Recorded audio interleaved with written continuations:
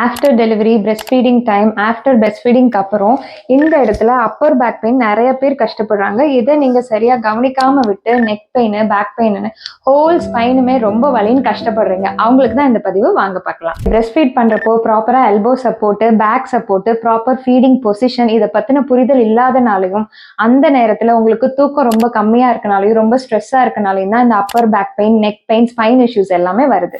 இந்த ப்ராப்ளம் ரொம்ப சிவியராக இருக்குது, நாள்பட்ட வலியாக இருக்குன்னா கண்டிப்பா நீங்க physiotherapy treatment plus exercise rehabilitation எடுத்துக்கணும்.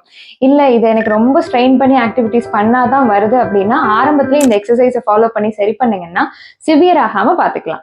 இந்த பொசிஷன்ல 2 கையும் கோர்த்துட்டு மூச்சை இழுத்துட்டே மெதுவா கையை தூக்குங்க. அப்படியே ஹோல்ட் பண்ணுங்க ஒரு 10 செகண்ட்ஸ். திருப்பி மெதுவா கீழே கொண்டு வரப்போ மூச்சை விட்டுட்டே கீழே கொண்டு வாங்க.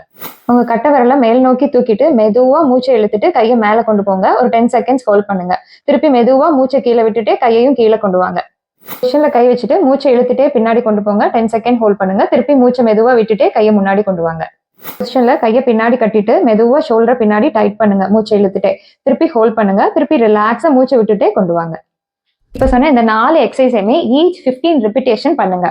முடிஞ்சா காலையில ஒரு தடவை, சாயங்காலம் ஒரு தடவை, 2 தடவை பண்ணுங்க. இப்படி நீங்க பண்ணிட்டு வந்தீங்கனாலே 4 to 6 வீக்ஸ்லயே உங்களுக்கு நல்ல கிராஜுவலா பெயின் குறைஞ்சிட்டு வரதை ஃபீல் பண்ண முடியும். இதை சேவ் பண்ணி வச்சுட்டு பண்ணுங்க. நிறைய பேருக்கு ஷேர் பண்ணுங்க. தேங்க்யூ.